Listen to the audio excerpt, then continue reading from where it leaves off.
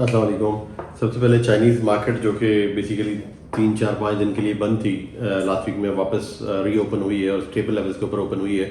सब लोग एक्सपेक्ट कर रहे हैं कि मार्केट अब थोड़ी सी स्टेबल रहनी चाहिए कुछ अर्सा, बट देखते हैं कि क्या होता है। अगर फ्यूचर्स की बात करें तो फ्यूचर्स मार्केट जो है वो ऐसा सच कोई खास मेजर चेंज तो आया नहीं। 4 दिन तो मार्केट बंद थी, बट ओपनिंग के ऊपर जो अभी फिगर्स आ रहे हैं वीक ऑन वीक, वो डी बार 1% अप था, HRC 0.84% अप था, कोकिंग कोल 2.32% अप था, जबकि आयरन और 0.80% अप था, जिससे स्टेबिलिटी जाहिर होती है। स्पॉट मार्केट के अंदर HRC के प्राइसेस भी तकरीबन 560 के लगभग ही थे, फ्लैट सुनने में आ रहे थे। आयरन और भी स्टेबल रही है, $117 के ऊपर ट्रेड हो रही है। 20 वक्त $1 की कमी आई है week on week. Coking coal जो है वो एग्जैक्टली $245 के ऊपर ही असेस हो रहा है, जो कि फ्लैट है। वियतनाम की मिल हुआफात ने अपने HRC के प्राइसेस बेसिकली $20 से $30 के करीब बढ़ाए हैं अभी। उसकी मेजर रीज़न ये नज़र आती है कि चाइना से जो एक पुश था ऑफर्स का, वो थोड़ा सा कम हो गया है अभी एज ऑफ नाउ, क्योंकि वहाँ पर जो वैट की इन्वेस्टिगेशन चल रही हैं उसकी वजह से चाइनीज़ मार्केट थोड़ी सी विड्रॉ की है वहाँ पे ऑफर्स लोगों ने। तो वियतनामी मिल्स ने फौरी तौर पे उसके लिए एक्शन लिया और अपने जो कस्टमर्स हैं, कंज्यूमर्स हैं, उनकी डिमांड को कैचअप करने के लिए, क्योंकि वहाँ से इंक्वायरीज बढ़ रही थी, अब डोमेस्टिक की तरफ लोग शिफ्ट हो रहे हैं, तो उन्होंने अपने प्राइसेस बढ़ाए हैं। जबकि स्क्रैप के अंदर कोई खास एक्टिविटी नज़र नहीं आई। अभी भी लोग पेसिमिस्टिक हैं, स्क्रैप नहीं खरीद रहे हैं। उससे पहले भी रीस्टॉकिंग हो चुकी हुई है काफ़ी, जिसकी वजह से मार्केट साइलेंट थी लास्ट वीक के अंदर।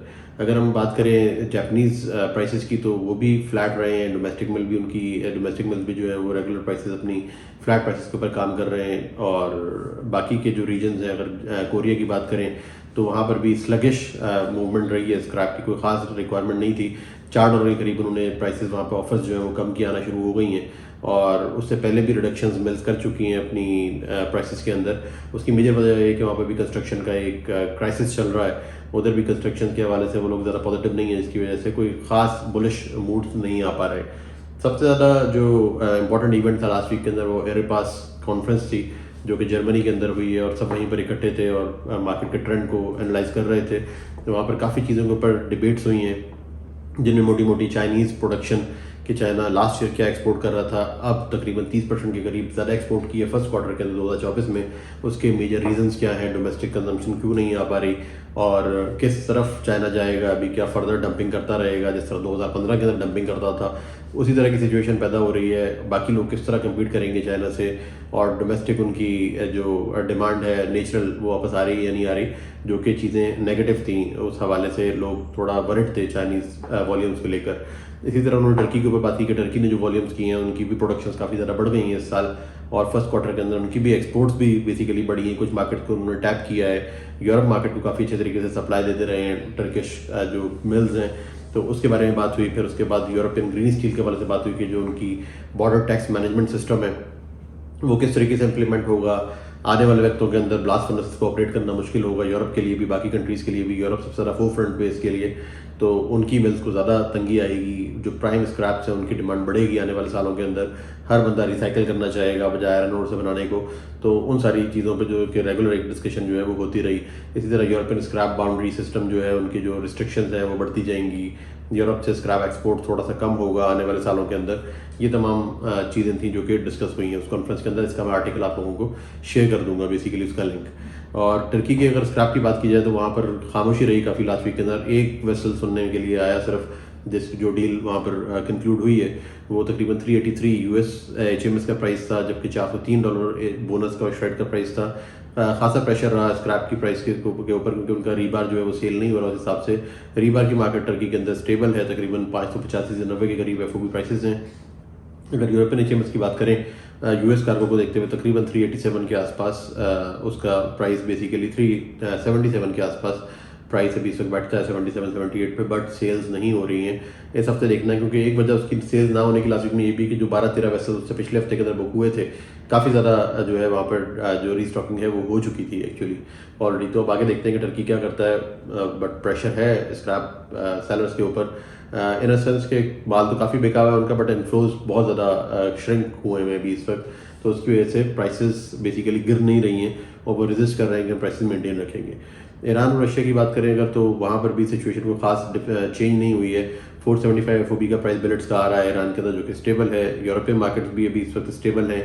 इटालियन मिल ने भी अपनी HRC की प्राइसेस बढ़ाई हैं, क्योंकि उनको साउथ ईस्ट एशिया से और एशियन कंट्रीज से जो है वो उतनी ज़्यादा ऑफर्स नहीं आ रही हैं एज ऑफ नाउ, और 10 से 15 डॉलर के आसपास उन्होंने अपनी प्राइसेस बढ़ाए हैं, बट उसका कोई इम्पैक्ट शायद ना आए क्योंकि डिमांड इतनी है नहीं। But for sake of keeping the prices stable उन्होंने एक सिग्नल दिया है कि हम प्राइसेस जो है वो बढ़ा रहे हैं, बट एक्टिविटी को खास जनरेट नहीं हो सकी।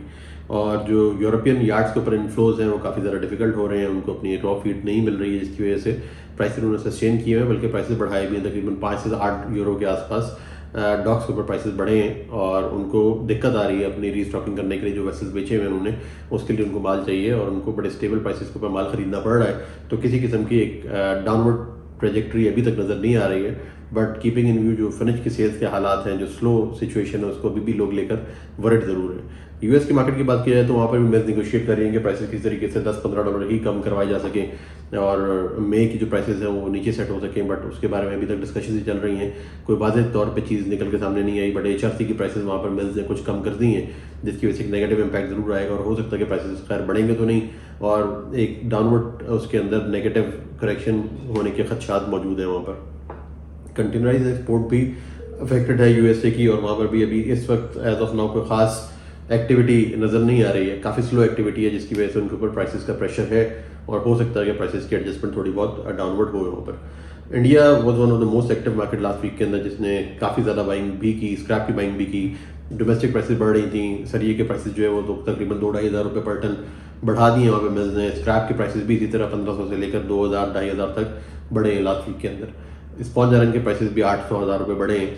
तो एक ओवरऑल बड़ा एक्टिव सेंटिमेंट से रीस्टॉकिंग चल रही थी, और इंडियन कस्टमर्स ने बेसिकली बल्क बाइंग भी की है, अभी लास्ट वीक के अंदर बल्क कार्गोज भी बुक किए हैं। तो वहाँ पर ऐसा लगता है कि इंडिया की डिमांड सॉलिड है, चलती रहेगी।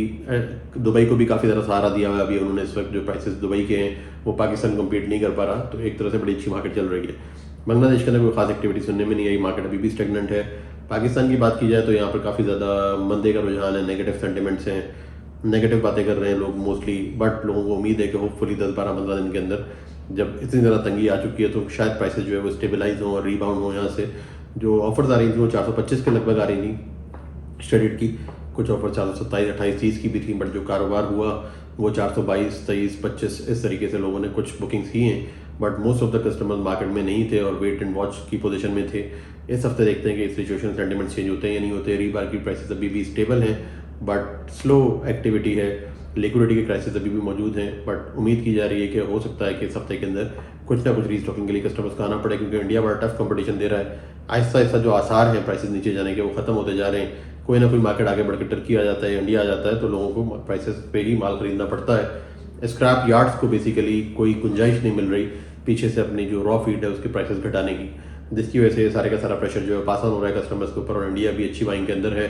अगर ये एक्टिविटी जारी रहती है तो हो सकता है पाकिस्तान को फर्दर ऊपर पैसे देने पड़े, शायद 430-35 भी देना पड़े शर्ट की बाइंग करने के लिए। और ओवरऑल यही सेंटिमेंट्स अभी तक के, अभी यही अपडेट्स हैं। Thank you very much.